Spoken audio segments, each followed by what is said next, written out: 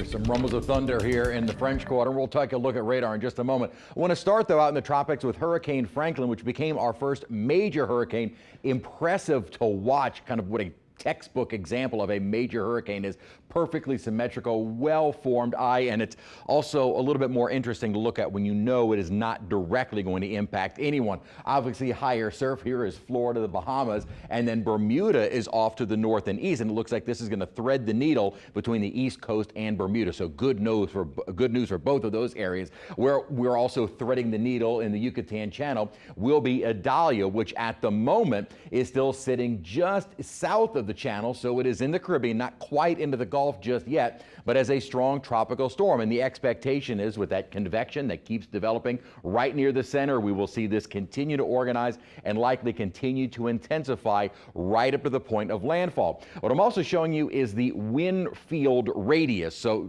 just to kind of give you a more broad idea of the impacted areas, sometimes the cone and the center line can be somewhat misleading. So we show you the winds to see how much of the area will experience at least tropical storm force winds. That may start to move up toward Clearwater and Tampa.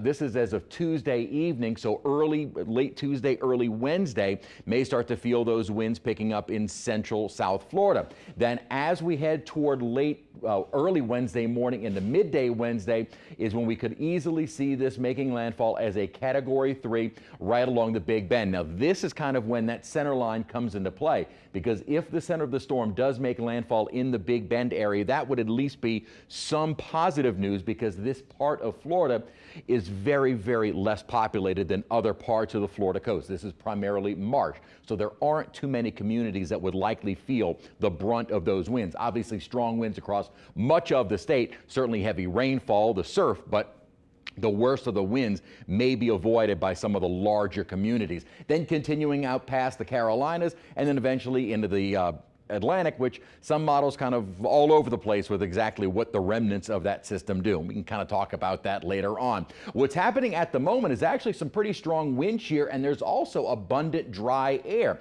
Now that wind shear will start to subside and lift up to the north as the storm moves north as well. So there really won't be much wind shear to hinder any further organization. And as far as that dry air goes, well, it looks like it's got a fairly healthy pocket of moisture surrounding that center, that the dry air is not going to play a huge role in up to the landfall point. As it continues through Georgia and maybe towards South Carolina, that drier air should also help to weaken it, along with the interaction of land. For our forecast, how will it